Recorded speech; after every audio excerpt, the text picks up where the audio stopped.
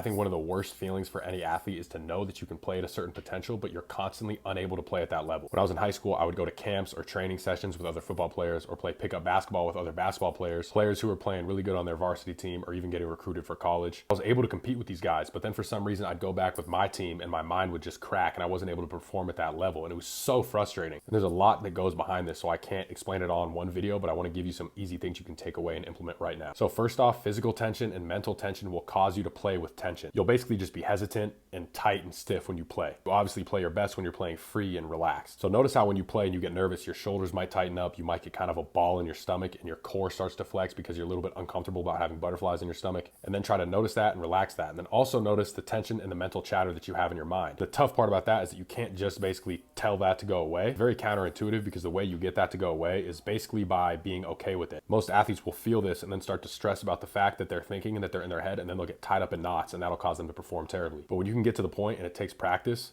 of being comfortable when your mind is chattering like that, basically understanding that even if you're thinking, even if your mind is going in different spirals, you can still play well. It's gonna relax and quiet down. When you focus on it and start to stress about it, that's when it gets worse. You can't force getting into the flow state or getting into the zone. So if you go into any practice or game and you're expecting yourself or hoping that you're gonna get into that zone, it's not gonna happen. You basically just need to have the mindset that you're gonna play your game regardless of what's going on in your head. Take the pressure off of it because you're never gonna become some mental wizard who can just enter the zone whenever you want. But counterintuitively, by not caring, that's how you are most likely to enter the zone. If this is something you struggle with, I'm starting to do some one-on-one mindset coaching. So if you comment mindset in the comments, I'll DM you and then we can get on the phone, talk a little about it and see if it'd be a good fit for us to work together. Keep working.